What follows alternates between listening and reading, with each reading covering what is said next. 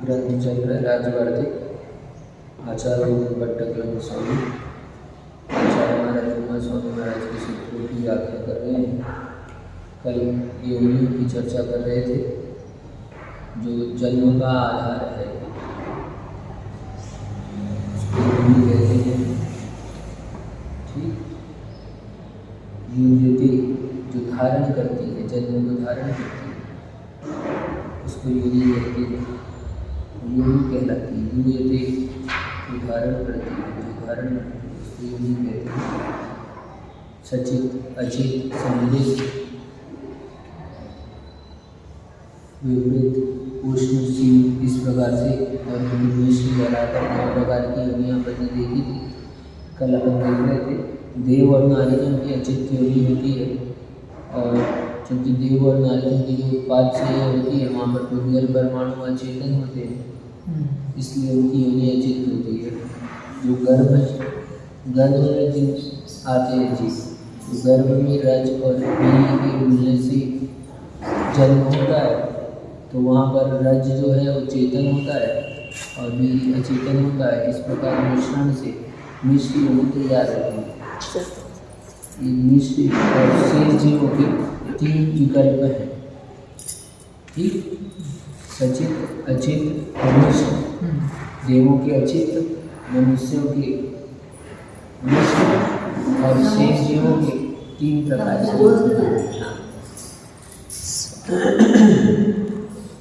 कहते हैं। आगे समूर्छन जीवों की 3 प्रकार की योनि होती है। समूर्छन जीव सचित जीव के साथ उसमें भी उत्पन्न हो सकते हैं। अब देखते हैं कान आदि नाक आदि वायु में, हाँ, इसमें जीव उत्पन्न हो जाते हैं सूक्ष्म जीव, तो वो सचित योनि वाले कहलाते हैं। और कई कभी ऐसे आप देखते हो कुछ भी नहीं है वहाँ पर सूक्ष्म जीव हो जाते हैं, तो वो अचित योनि वाले होते हैं। और मिश्र योनि वाले सचित भी हैं और अचित भी, दोनों के मिलने से मिश्रण से भी वहाँ मिश्र योनि तैयार होती है, वहाँ भी जीव समूर्छन जीव उत्पन्न हो जाते हैं। इस तरह से तो समूर्छन जीवों के 3 प्रकार की योनि होती है। किसी की सचित योनि होती है, किसी की अचित योनि होती है, किसी की मिश्र योनि होती है। समूर्छन जीवों में साधारण शरीर वालों के सचित योनि होती है। समूर्छन जीव जो साधारण शरीर वाले होते हैं, साधारण शरीर वाले यानी एक शरीर के अनेक स्वामी, हाँ, विनोदिया जी जिनको हम कहते हैं। शरीर एक, अभी तुम्हारे एक शरीर के कितने स्वामी हैं, है ना? सामान्य से एक शरीर का एक माने एक ही शरीर है, लेकिन स्वामी कितनी आत्मा चलती है उनकी अनंत, बहुत सारे क्या। तो ऐसे वो साधारण जीव कहलाते हैं। तो उनकी कौन सी साधारण जीव कहाँ होते हैं? तो सचित योनि में होते हैं।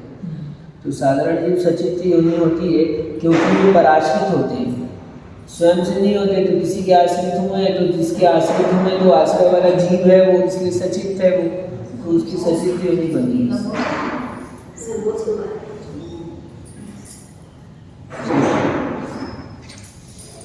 क्योंकि वे पराश्रित होते हैं इसलिए सचित योनि होती है। शेष जीवों में किसी की अचित योनि और किसी की मिश्र योनि होती है। साधारण जीव को छोड़कर शेष जितने भी जीव बच गए, कौन से बच गए? उनकी अचित और मिश्र योनि बने। सचित योनि साधारण जीवों की होती है।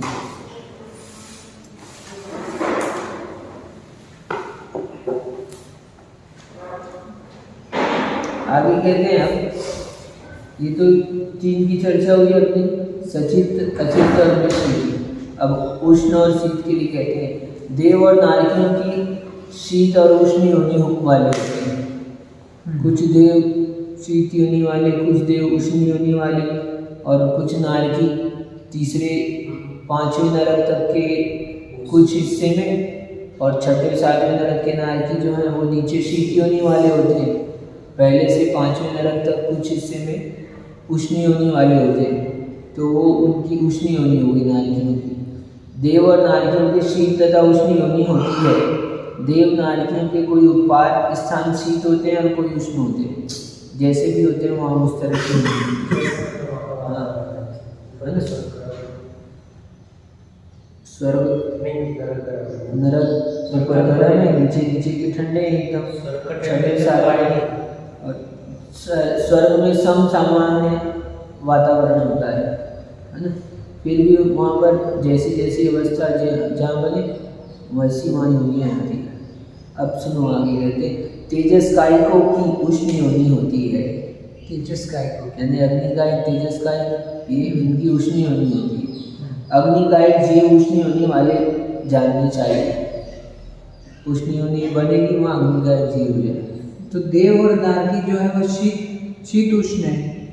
इसका मीनिंग ये हो गया कि देव जहाँ जन्म लेगा उपाध्याय है, शीत होगी, कोई वाली होगी, और उष्ण भी हो सकती है। और नारकी के भी शीत, हाँ सात तो शीत हो गई, शीत हो गई सात, ठीक। और शेष जीवों के 3 प्रकार की योनि होती है। अभी शीत उष्ण की चर्चा चल रही है। देव नारकियों के, देव के कुछ के शीत कुछ के उष्ण, नारकियों के 5 नरक के कुछ भाग तक उष्ण योनि है। उसके बाद नीचे 6ठे 7वें नरक में और 5वें के आधे में शीत योनि है। और तेजस का एक अग्नि का एक जीवों की उष्ण योनि है। और शेष जीवों के 3 प्रकार की।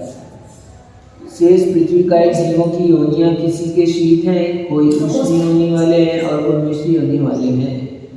कहीं पे भी हो सकते हैं, किसी प्रकार के भी शीत स्थान में ही हो ऐसा नहीं है। शीत में भी हो सकते हैं। तो लोग सोचते हैं फ्रिज में रख दें तो अपन क्या है उसमें वस्तुएं ठीक रहती, उसमें उत्पन्न नहीं होनी जी। तो शीत में शीत वाले हो गए, शीत योनि वाले उत्पन्न होते हैं। अपने को नहीं दिखे भले, अपने को जानने में नहीं आए, लेकिन शीत योनि बनती है वहाँ पर, तो वहाँ हो सकते है ना। उष्ण में भी हो सकते हैं। ये हो गए सचित अचित की चर्चा हुई, शीत उष्ण की हुई। अब समृद्ध विवृत की बताते हैं। देव नारकियों की और एकेंद्रीय समृद्ध योनि युक्त है। ठीक, देव की ऐसे तुमको दिखेंगे नहीं, देव उत्पन्न हो रहे हैं वहाँ पर, क्योंकि समृद्ध योनि हो जाएंगे तब दिखेंगे उत्पन्न, है ना। नारकी भी जो है समृद्ध योनि वाले हैं। और एकेंद्रीय जीव जो है ये समूर्छन जीव, एकेंद्रीय वनस्पति पृथ्वी जल आए जाति ये सब समृद्ध योनि वाले। देव नारकी और एकेंद्रीय के समृद्ध योनि होती है। समृद्ध यानी ढकी हुई अच्छी तरह। ठीक, विकलेंद्रीय विपरीत योनि वाले होते हैं। 2 इंद्रिय 3 इंद्रिय 4 इंद्रिय जो जीव हैं वो विकलेंद्रीय कहलाते हैं। विकलेंद्रीय जीव जो है वो विपरीत योनि वाले होते हैं, दृष्टिगोचर होती है उनकी योनि। विकलेंद्रीय जीव विपरीत योनि वाले जानने चाहिए। और गर्भज की मिश्र योनि है। जो गर्भज है उनकी मिश्र योनि, कुछ ढकी हुई कुछ उद्घाटित, तो इसलिए मिश्र कहलाई। गर्भज जीवों की मिश्र योनि युक्त जानने चाहिए। च शब्द से समुचित प्रत्यक्ष ज्ञानियों के द्वारा दृष्ट और अल्प ज्ञानियों के आगम गम्य 84 लाख संख्या वाले उनके भेद हैं। च शब्द लिया था, बता पीछे भी कहा च शब्द क्यों कहा, तो और 84 लाख योनियों को भी इसमें शामिल कर लेना। तो 84 लाख योनियाँ कैसी है, तो बता रहे हैं प्रत्यक्ष ज्ञानियों को तो प्रत्यक्ष देखने में आती है, लेकिन अपन कौन सी है 84 लाख योनियाँ बताओ, तो अपन अल्प ज्ञानियों के द्वारा जानी नहीं जा सकती। अपन आगम से जान सकते हैं कि 84 लाख योनियाँ आगम में कही है, इसलिए अपन उससे कह दो। ठीक है। कर्म भेद जनित विविक्त कर्म भेद जनित विविक्त वृत्ति वाले उन 9 योनियों के भेद प्रत्यक्ष ज्ञानियों के दिव्य चक्षु के द्वारा दृष्ट हैं। सब अलग अलग कर्मों का जैसे जैसे जिनका उदय उसके कारण से उनको वैसी योनि प्राप्त हुई है, और उनके इस भेद के कारण से 84 लाख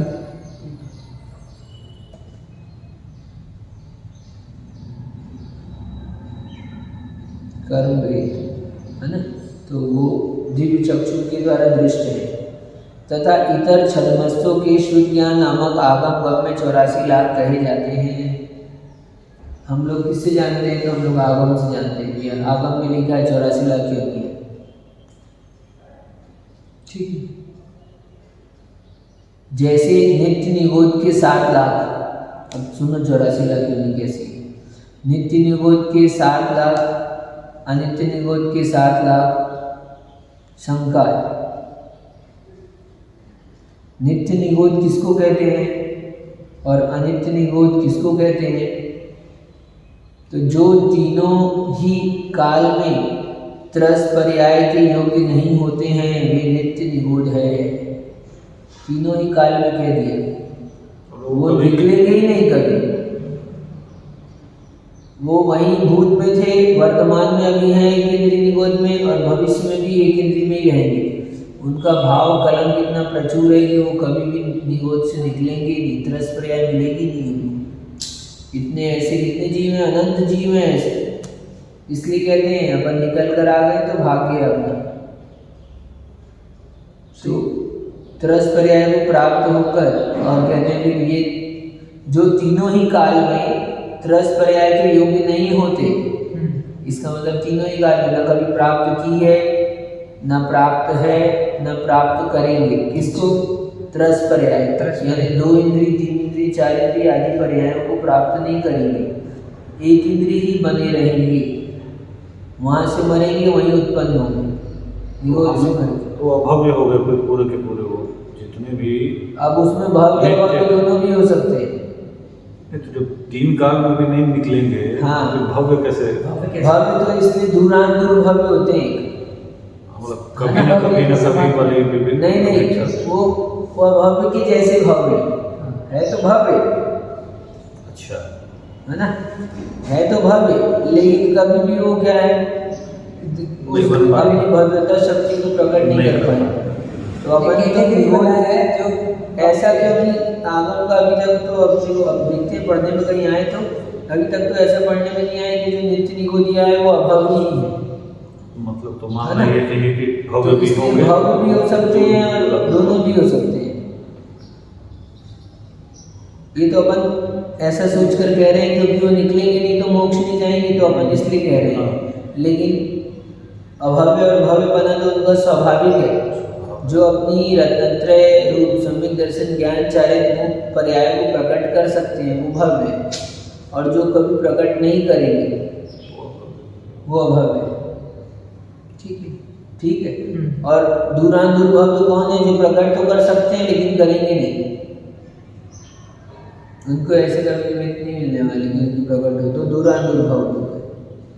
तो ये जीव शुरू से वही है और लास्ट तक वही रहेगा। हाँ, निगोद में ही है, कुछ नहीं, जन्म मरण के दुख भोग रहे हैं और उसी को भोगते रहेंगे। सोचो क्यों भोग रहे हैं? बिना कर्म होते नहीं। उनके स्वयं के कर्म ऐसे कर रहे हैं ना, वो वहाँ पर तो कर्म हो ही नहीं रहे ना, इनके भाव है ना, क्योंकि जीव हर समय अपने भावों से कर्म का आश्रय बंद करता है, कर्म तो बंद है, तो हर समय उनको कर्म बंद है। अपन ज्ञान से कैसे होगा जी? अपन कितने इसलिए मल्टी श्रुत ज्ञान है। पुण्यात्मा में भी महापुण्यात्मा, महापुण्यात्मा भी महापुण्यात्मा, और महापुण्यात्मा भी महापुण्यात्मा होगा। क्या? तो नित्य निगोद 7 लाख, इतर निगोद किसको कहते हैं? तो जो त्रस पर्याय को प्राप्त होकर पुनः निगोद को प्राप्त हुए हैं तथा त्रस पर्याय प्राप्त करेंगे वे अनित्य निगोद हैं। या तो जो त्रस पर्याय प्राप्त करेंगे एक, या फिर प्राप्त होकर वापस प्राप्त हुए हैं, वो दोनों भी कह रहे हैं। त्रस पर्याय प्राप्त करेंगे और प्राप्त करके वापस सोचो, त्रस पर्याय मिली, 2 इंद्रिय, 3 इंद्रिय, 4 इंद्रिय, 5 इंद्रिय की पर्याय मिली, मनुष्य की पर्याय मिली, अभी इतना सब कुछ जान लिया, आप कल्याण नहीं करेंगे तो फिर वापस क्या करेंगे? वहाँ चले जाएंगे निगोद में। तो इसलिए वो क्या होगा फिर? वो इतर निगोदिया कहलाएगा। कब तक रहेगा वो वहाँ पर? तो इसका कोई वो नहीं है, असंख्यात पृथकत्व तक वो वहाँ पर रह सकता है, कुछ ऐसा काल दिया भी है। ठीक, 2000 सागर की त्रस पर्याय मिलती है। निगोद से निकला 2000 सागर, इतने में यदि जीव अपने कल्याण के मार्ग को पकड़ लेता है तो ठीक है, नहीं तो वापस से एक इंद्रिय में जाएगा एक बार। मतलब अब एक इंद्रिय में गया तो फिर कब लौटेगा? तो उसका कोई ठिकाना नहीं है। अनंत पुद्गल पर आवर्तन या कितना कुछ दिया है लंबा समय। तो पृथ्वी का है, फिर आगे कहते हैं पृथ्वी का है, जल का है, अग्नि का है, वायु का है, प्रत्येक के 7-7 लाख, और सबसे ज़्यादा वनस्पति के 10 लाख। ठीक है। ये क्या गिना रहे हैं? 84 लाख योनि गिना रहे हैं। वनस्पति के 10 लाख, बाकी सब एक इंद्रिय के कितने? 7-7 लाख। इसमें नित्य निगोज, इतर निगोज अलग से कहा है, उनकी भी 7-7 लाख है ना, तो 49 लाख हो गए। 44 और 16। अब कहते हैं विकलेंद्रिय के 6 लाख। 2 इंद्रिय, 3 इंद्रिय, 4 इंद्रिय विकल इंद्रिय कहलाते हैं। 84 हो गया। एक इंद्रिय नहीं है, और सकल इंद्रिय यानी 5 इंद्रियां भी नहीं है, इसलिए ये विकल इंद्रिय कहलाए। इनको विकलत्रय भी कहते हैं। ठीक है। विकलत्रय 3 है इसलिए विकल, त्रय और विकल, पूरी ये नहीं है इंद्रियां इसलिए विकल। तो ये 2 इंद्रिय, 3 इंद्रिय, 4 इंद्रिय जीव है, इनकी योनियां 6 लाख बताई, यानी 2 लाख, 2 लाख, 2 लाख, मिला के 6 लाख, ये तीनों मिलाकर 6 लाख। देव और नारकी है और पंचेंद्रिय त्रियंश है, प्रत्येक की 4-4 लाख। देव की 4 लाख, नारकी की 4 लाख, पंचेंद्रिय त्रियंश जब लोग लिखते हैं उनकी योनि कितनी है तो उनकी भी 4 लाख, और मनुष्यों की 14 लाख।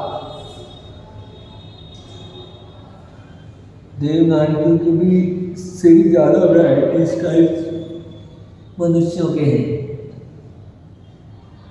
14 लाख। इस प्रकार योनियों के कुल 84 लाख भेद हैं। सो ही लिखा है, आगम में लिखा है क्या? नित्य निगोज, अनित्य निगोज, पृथ्वी का है, जल का है, अग्नि का है, वायु का है, इसमें प्रत्येक के 7-7 लाख, वनस्पति के 10 लाख, विकलेंद्रिय के 6 लाख, देव नारकी पंचेंद्रिय के 4-4 लाख, और मनुष्य को 14 लाख योनियां हैं।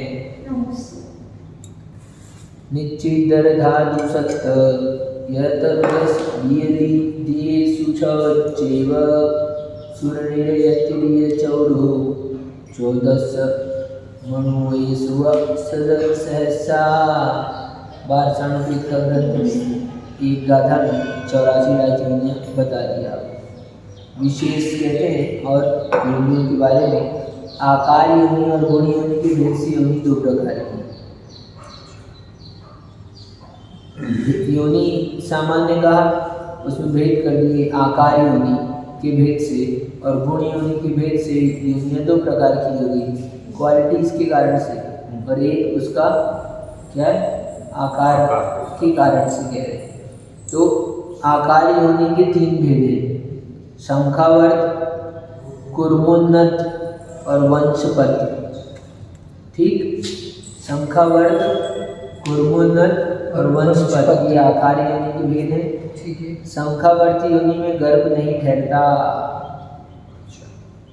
यदि शंखावर्ती योनि है तो उसमें गर्भ ठहरेगा नहीं। ठीक, कुर्मोन्नत योनि में तीर्थंकर, चक्रवर्ती, बलभद्र और उनके भाइयों के सिवाय कोई उत्पन्न नहीं होता।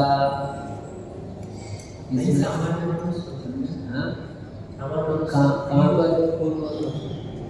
कुर्मोन्नत में नहीं होते, चक्रवर्ती, बलभद्र और उनके भाई होते। ये तो होते ही, इनकी तो यही होगी, लेकिन सामान्य नहीं होती। वंशपत्र योनि में बाकी के गर्भ जन्म वाले सब जीव पैदा होते हैं। इसमें कहा है तीर्थंकर, चक्रवर्ती, बलभद्र, इसमें लिखा ही है ना, कुर्मोन्नत में उनके भाई। ये यहाँ पर इसमें लिखा उनके भाई, लेकिन ऐसे उनके भाई नहीं लिखा रहता, तीर्थंकर, चक्रवर्ती और बलभद्र होते हैं ऐसा लिखा कहा जाता है। तो वो होते हैं तो उनके भाई भी वहीं से होते हैं, तो इसलिए वो भी होते हैं, है ना। देखो ये विशेष में लिखा, माता जी ने लिखा है सुपार्श्व की बात। तो ठीक, आकार योनि होगी, और जो हमने इतनी सारी चर्चा की, सचित तचित समृद्ध आदि है, ये सब कुर्मोन्नत योनि, ये क्या बोलते हैं, ये गुण योनि कहता है। ओम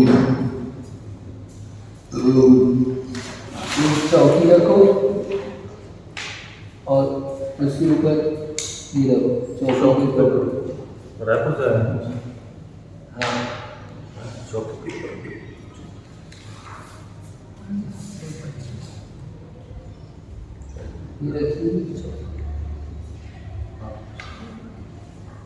इस प्रकार इन 9 योनि भेद को प्राप्त इस प्रकार के जन्मों में सर्व प्राणियों के सामान्य जन्म का प्रसंग प्राप्त होने पर उनके अवधारण के लिए शूद्र कहते हैं। कि महापुरुषों का जन्म तो पूर्वमत योनि से ही होगा, लेकिन शेष जीव भी जन्म ले सकते हैं ना, नहीं ले सकते?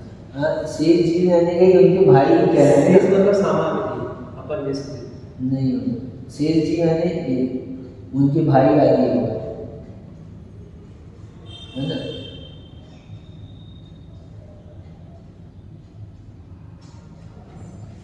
क्योंकि उनके भाई सब कोई महापुरुष नहीं है, लेकिन फिर भी अपन भी तो नहीं कर सकते, अपन भी नहीं कर सकते महावीर। हाँ, लेकिन हमारा भाई चक्रवर्ती नहीं है, तीर्थंकर भी नहीं, परमात्मा नहीं है। है ना, अगर तीर्थंकर का आदि जन्म पिता हुए तो वो उनकी योनि दूसरी है, हमारे माता की योनि दूसरी है, उनकी माता दूसरी है, हमारी माता दूसरी है।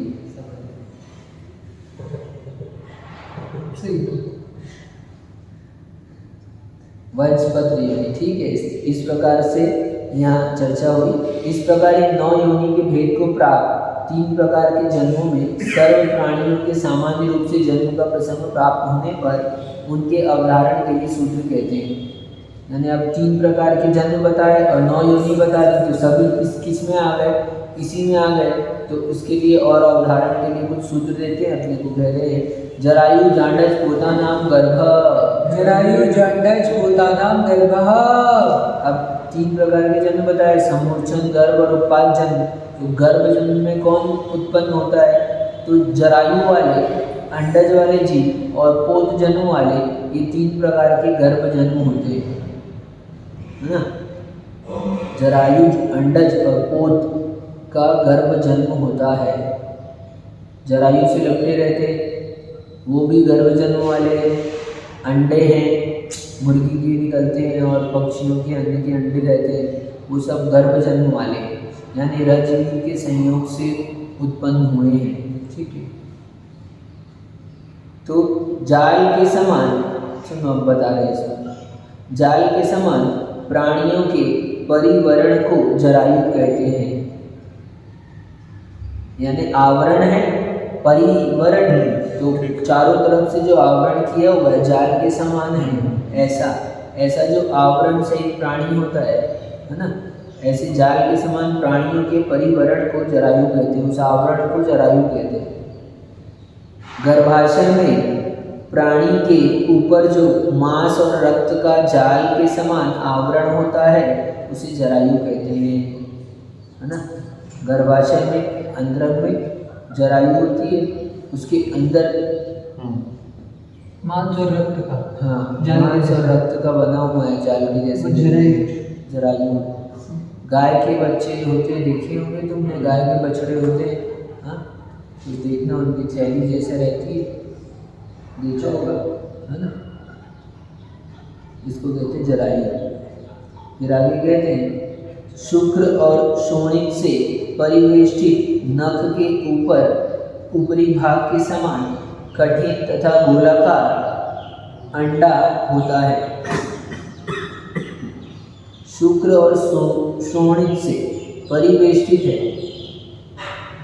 नख के ऊपरी भाग के समान कठोर होता है। पहले मेरे को लगता था अंडा एकदम ये टूट जाएगा, तुरंत ये लोग ऐसे उठा के रखते हैं और गाड़ी में ले जाते हैं, मेरे को ऐसे ही लगता था पहले, क्या ये जो, हाँ, ये पतला पतला हमने चिड़ियों के देखते थे, हम कभी गिरे हुए रहते थे वहाँ घोंसले के नीचे में, वहाँ पर तो एकदम पतले पतले से ऐसे रहते थे, कठोर रहता है। तो बाद में ये पढ़ा ना, तब पता चला कि अपना नाखून जितना हार्ड होता है इतना हार्ड होता है नाखून, ऐसा हार्ड हो सकता है ऐसा अंडा।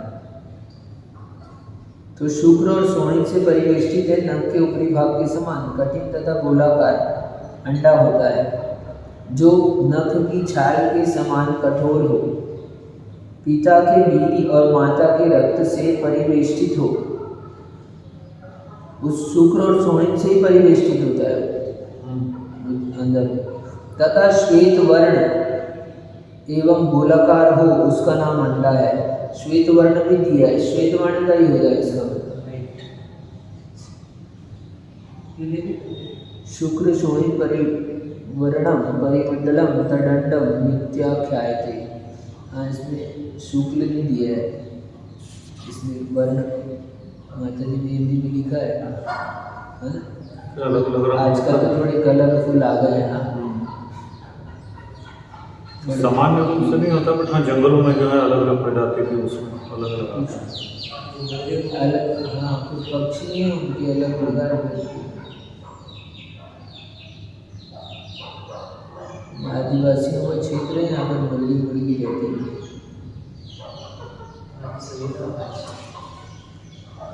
मुर्गा रोज सुनता है प्रवचन, सुबह शाम क्लास। शुक्र शोणी से है ना। अब आगे कहते हैं, बता दिया जरायु बता दिया, अंडज बता दिया, अब पोत बता दिया। संपूर्ण अवयव तथा परिस्पंदन के सामर्थ्य से उपलक्षित पोत है।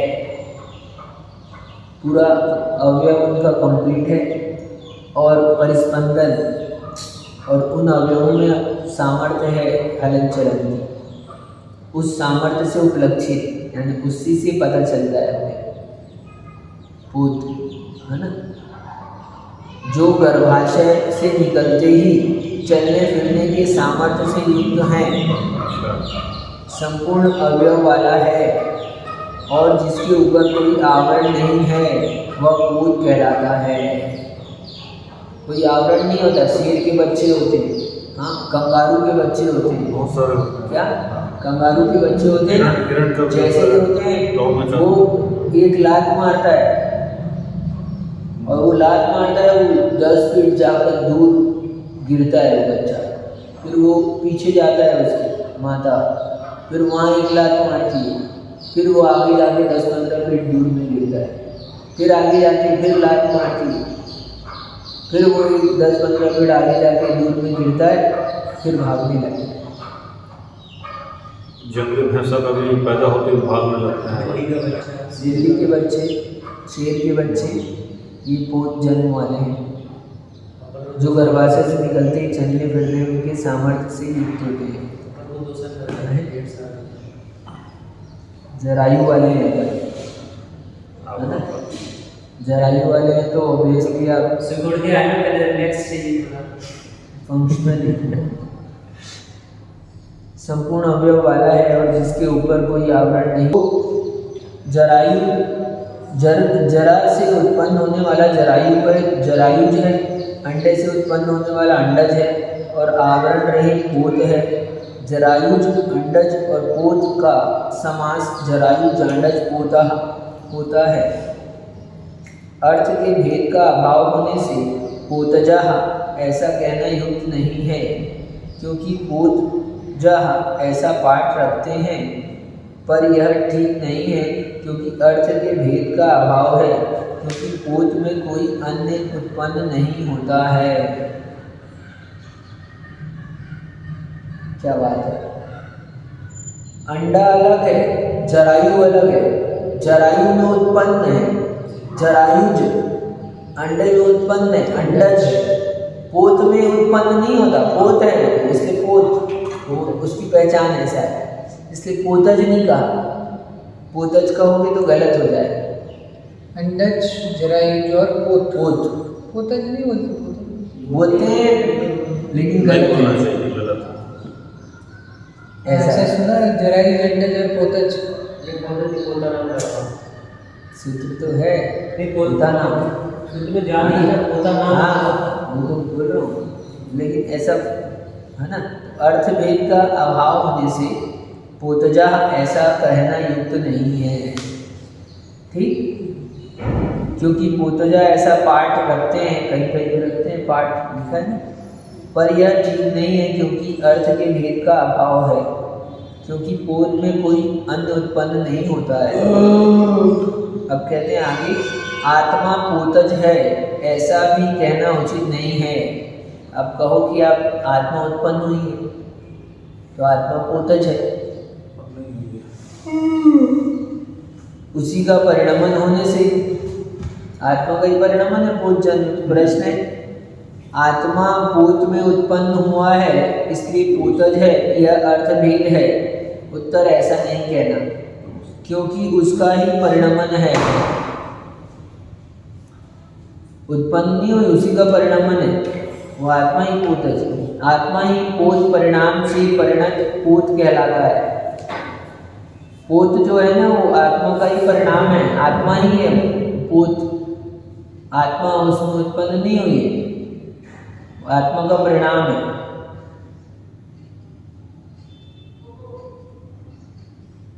जरायुज के समान आत्मा से पृथक पोत नाम की कोई वस्तु नहीं है।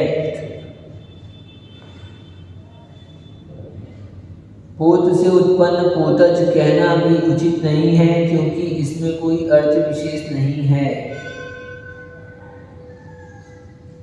इसमें आधा आधे दोनों वही चीज भी, जैसे अंडा है उसमें अंडा हो गया, आधा हो गया अंदर जी। अंडे में उत्पन्न पोतज, अंडे में उत्पन्न अंडज, अंडे से अंडे के साथ में उत्पन्न अंडज, अंडे। जरायु के समान आत्मा से पृथक पोत नाम की कोई वस्तु नहीं है। ठीक है, पोत से उत्पन्न पोतज कहना भी उचित नहीं है, क्योंकि इनमें कोई अर्थ विशेष नहीं है।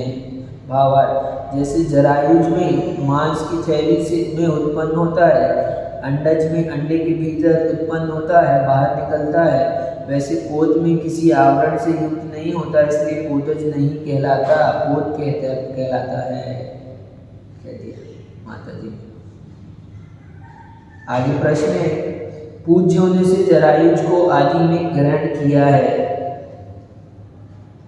तीनों में कौन से? जरायु, अंडज, पोता नाम गर्भ। गर्भ जरायु पूज्य है। क्यों पूज्य है जरायु? सुनो, जरायु को आदि में ग्रहण किया है पूज्य होने से। जरायु में पूज्यता क्यों है? क्यों है पूज्यता? क्रियारंभ शक्ति के योग से, क्योंकि अंडज और पोत की अपेक्षा जरायुज में भाषा, अध्ययन आदि असाधारण क्रियाएं देखी जाती है। क्रिया और आरंभ की जो शक्ति है इनकी विशिष्ट है, इसलिए पूज्य बना है ना। पोत जन्म वाले को की भाषा की, अंडज की भाषा, हाँ, और अन्य क्रियाएं अध्ययन आदि असाधारण, तो ऐसी असाधारण क्रिया जरायु की बनती है। इसलिए जितना गाय को ट्रेंड कर सकते हैं उतना शेर को भी ट्रेंड कर सकते हैं।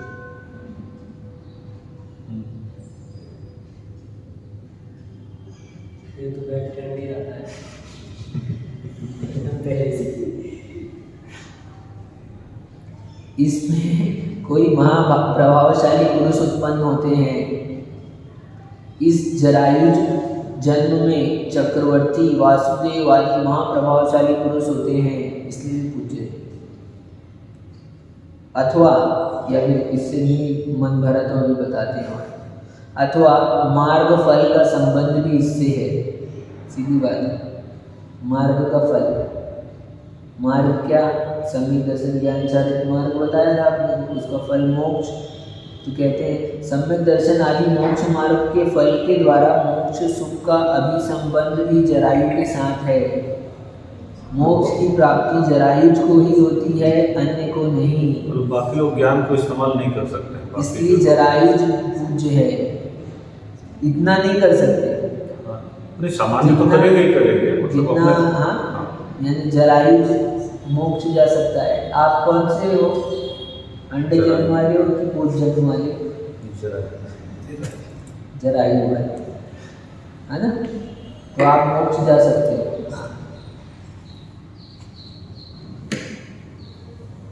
पोत से भी पूज्य होने से जरायु के बाद अंडज को ग्रहण किया है। अच्छा, क्योंकि अंडजों में भी शुक्र यानी तोता, सारिका यानी मैना, आदि पक्षी अक्षरोच्चारण आदि क्रियाओं में कुशल होते हैं। इसलिए पोत की अपेक्षा अंडज पूज्य होते हैं, अतः पोत के पूर्व उसका ग्रहण किया है। एक एक शब्द का रीजन है।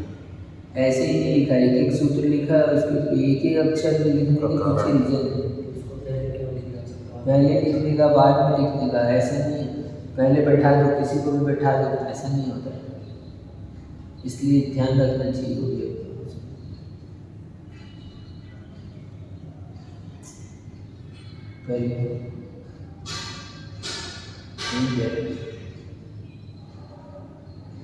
तो अतः पोत से पूर्व उनका ग्रहण किया है।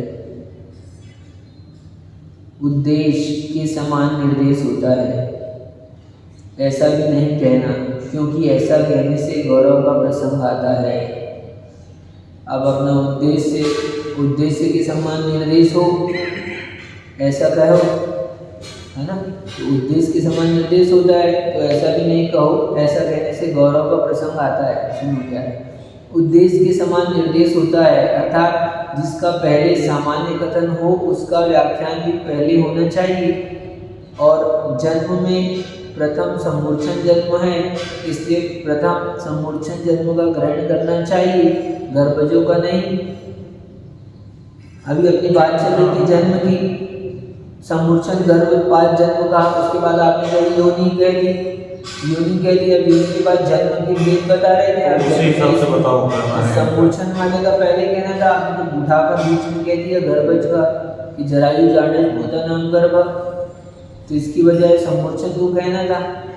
तो यहाँ कह रहे हैं अर्थ भेद क्यों कह रहे हैं, प्रश्न हुआ भी है ना, उत्तर दे दो। ऐसा नहीं कहना चाहिए, ऐसा करने से दीर्घ सूत्र की रचना का प्रसंग आता है। यदि हम ऐसी रचना करते तो पहले पूरा सम्मूर्छन जन्म के बारे में बताना पड़ता, क्योंकि सम्मूर्छन जन्म में होने वाले कितने हैं, कितने हैं।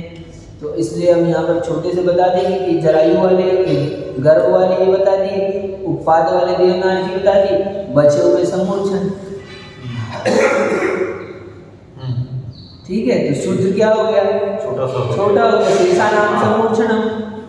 नहीं तो पूरा का पूरा है ना, नहीं तो कितना बताना पड़ता। तो इसलिए देखो की व्याख्या पहले कर दो, बाकी जो भी बचे हो सब, है ना, एक्स्ट्रा किया। आप आ जाओ, बाकी के लोग निकल लो। मतलब है ना, अब सबको बुलाना है, ज़्यादा लोगों को 50 ऊपर भेजना है, अपने को 50 लोग हैं, एक दो अपने को पास में चाहिए, और बाकी सब उधर जाएं। तो अब अपन एक एक कहे, तुम उधर जाओ, तुम उधर जाओ, तुम उधर जाओ, तुम उधर जाओ, तुम उधर जाओ। अरे भैया दो कह दो, तुम हमारे साथ चलो, बाकी जाओ। ज़्यादा आसान। ये इसलिए सूत्र ऐसा कहा। तो ऐसा नहीं कहना, ऐसा करने से दीर्घ सूत्र की रचना का प्रसंग आता है। यदि सम्मूर्छन का निर्देश आदि में किया जाता तो शास्त्र का गौरव हो जाता है, तथा एक द्वि त्रि चतुरिंद्रियाणाम पंचेंद्रियाणाम त्रयश्चाम मनुष्याणाम च केशांचित सम्मूर्छनम, इतना बड़ा सूत्र बनाना पड़ता। समझ गए ना व्यांश?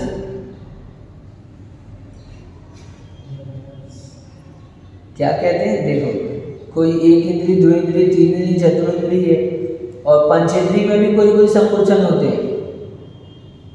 इसलिए तो कहते देखो एक इंद्रियाणाम पंचेंद्रियाणाम, कोई त्रियंश, और कोई मनुष्य भी सम्मूर्छन मनुष्य भी होते हैं।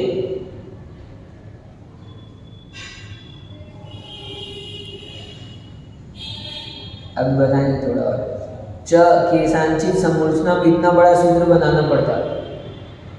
अतः गर्भ एवं उपाधि में अनुक्त अकथित शेष जीवों का सम्मूर्छन जन्म है, इसलिए शेषाणाम सम्मूर्छनम इस लघु उपाय से निर्देश करेंगे, इसलिए निर्देश का अतिक्रमण किया है।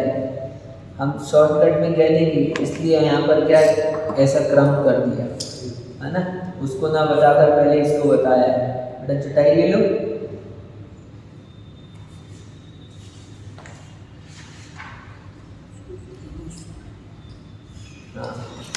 कहते हैं विधि के सिद्ध होने पर भी अवधारणा के लिए गर्भ शब्द ग्रहण किया है। विधि तो गर्भ ऊपर वर्णन चला था, लेकिन विधि के सिद्ध होने पर भी अवधारणा के लिए तेनी का होगा किसका, है ना, जरायु अंडज और पोष जन्म वाले ही गर्भ जन्म वाले कहलाएंगे।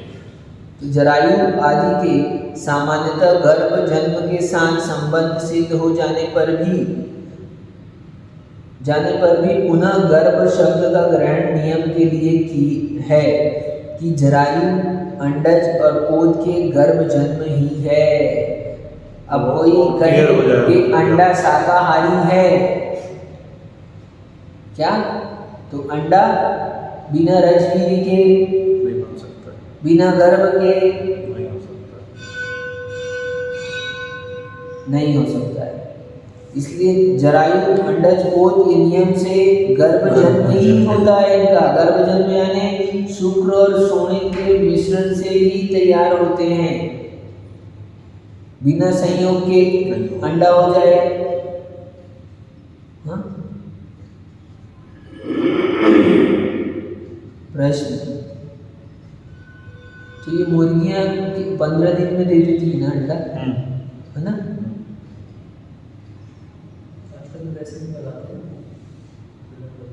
इसलिए तो ये सूत्र बोल रहे हैं हम यहाँ पर जोर देकर। प्रश्न है, फिर सुनो।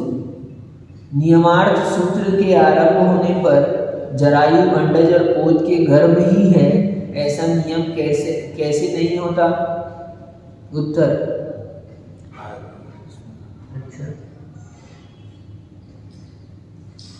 उत्तर शेषाणाम इस वचन से ज्ञात होता है कि जन्म का ही नियम किया गया है, जन्म वालों का नहीं।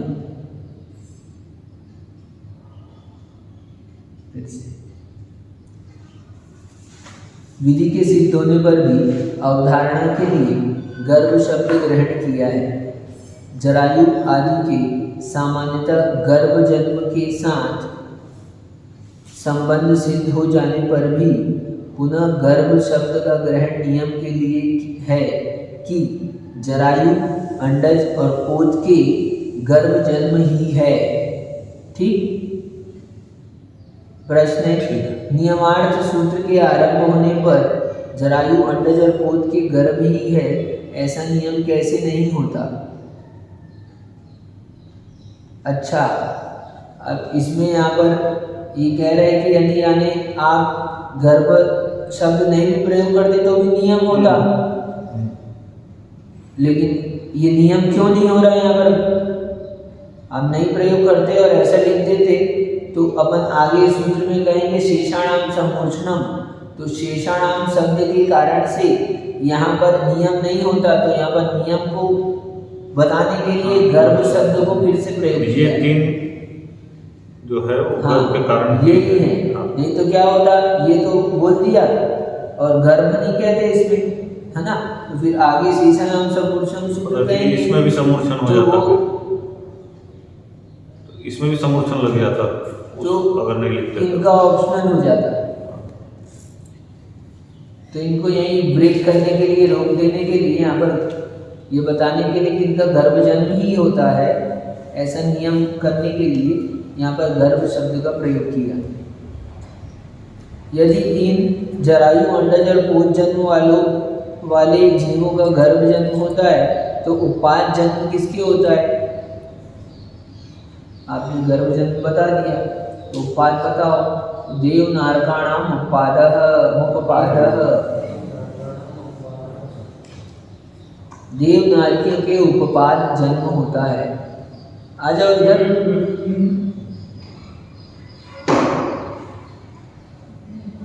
देव नारकियों के उपपाद जन्म होता है। देवगति का उदय ही इसका जन्म है, देवगति का उदय ही इसका जन्म है, ऐसा नहीं कहना,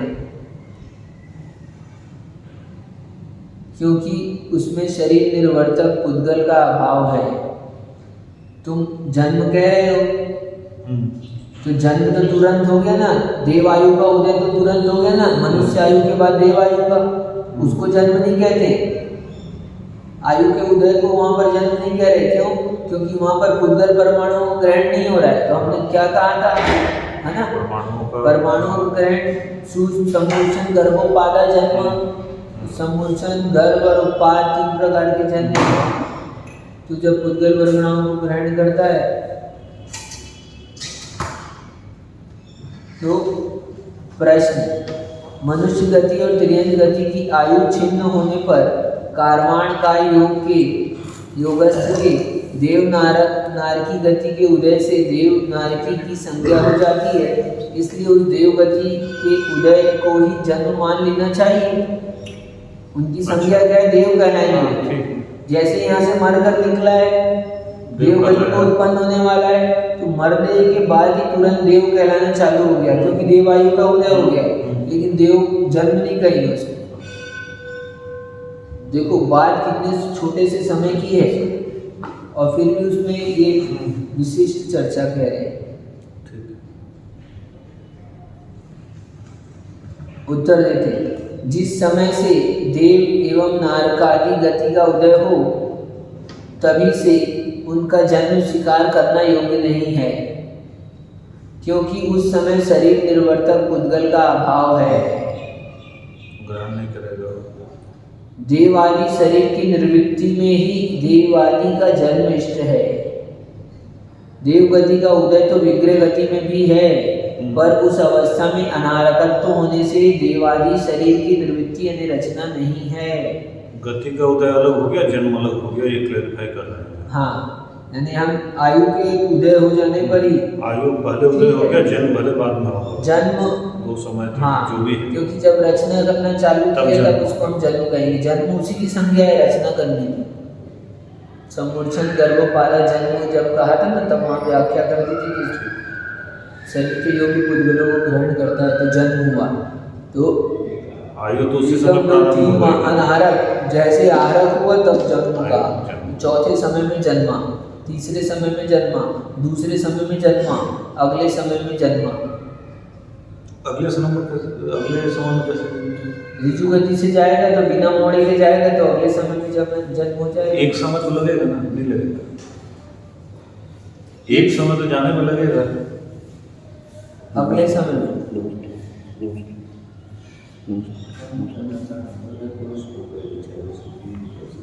मतलब एक में ही पहुंच जाएगा।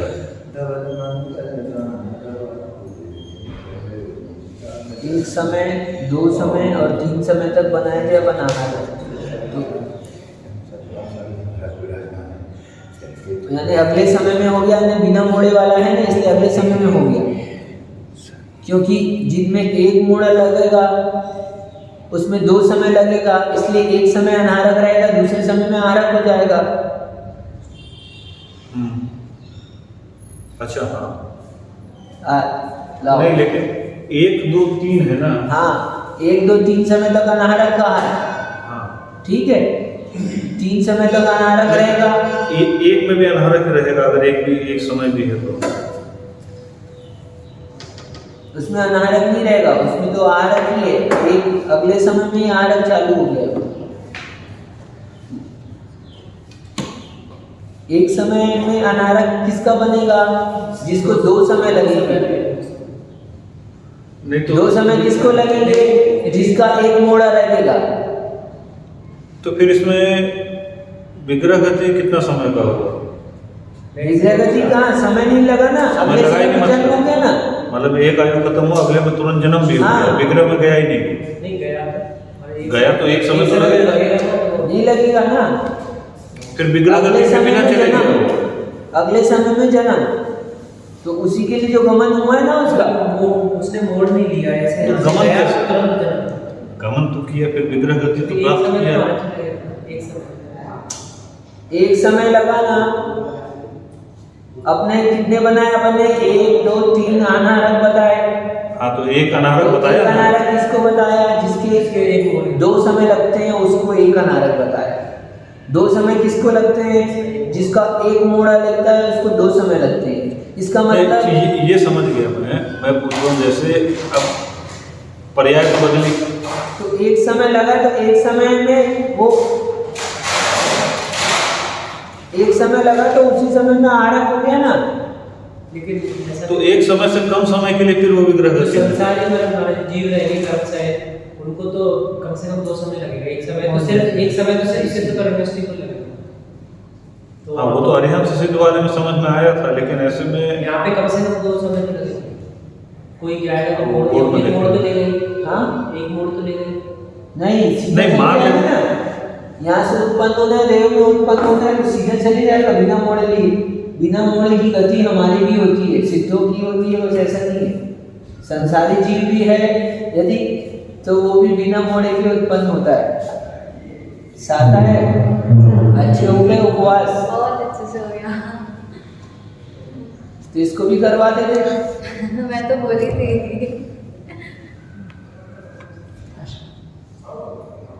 तुमने क्यों नहीं की? ठीक इस साल चलेगी। है, अगले साल करना। एक ही साल जब करेंगे ना। ठीक है। तो क्या एक मोड़े वो तो सब उस हिसाब से तो ठीक है, अभी लेकिन विग्रह में गया ना वो, वही तो तो विग्रह में एक जाएगा। समय तो लेगा कम से कम वहाँ। अगले समय में जन्म हो गया ना। नहीं, उस हिसाब से तो ठीक है। 3 मोड़ है, 3 समय लगा, चौथे में हो गया। बिना मोड़ के है तो एक समय भी नहीं लगा, लेकिन विग्रह में गया तो एक समय तो लगना चाहिए। अगले समय में जन्म क्यों लगना चाहिए? एक समय क्यों लगा रहे हो? तो फिर विग्रह में कैसे जाएगा वो? विग्रह कैसे हुआ? उसका भी कोई काल होगा।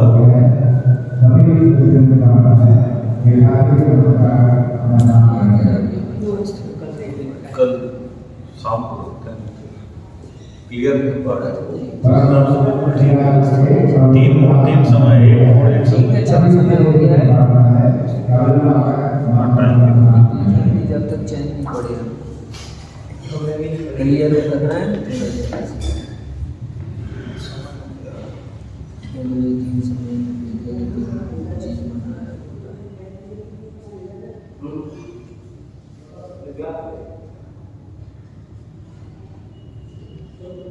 एक समय के लिए अनारक होता है या 2 समय के लिए अनारक होता है या 3 समय के लिए अनारक होता है। तो एक समय के लिए अनारक कौन है? जिसको 2 समय लग रहा है। ठीक है, तो एक समय के लिए अनारक है जिसको 2 समय लग रहे हैं, है ना। तो जिसको एक समय लग रहा है वो सीधा आहारक हो जाएगा। एक समय लग रहा है, एक समय तो लग रहा है ना, एक समय लग रहा है, एक समय तो लग रहा है। फिर वो अनाहरक में नहीं आएगा, अनारक में नहीं आया ना, फिर विग्रह में भी सीधा नहीं आहारक हो आएगा। गया। एक समय तो लग रहा है ना। नहीं, तो उसी समय तो वो आहारक हो गया ना, तो विग्रह गति नहीं आई फिर। नहीं, विग्रह गति कहलाई ना, शरीर के लिए गमन है। लेकिन विग्रह में मेरा अनाहरक होता है। नहीं रोना नहीं। वापस चालू हुए तो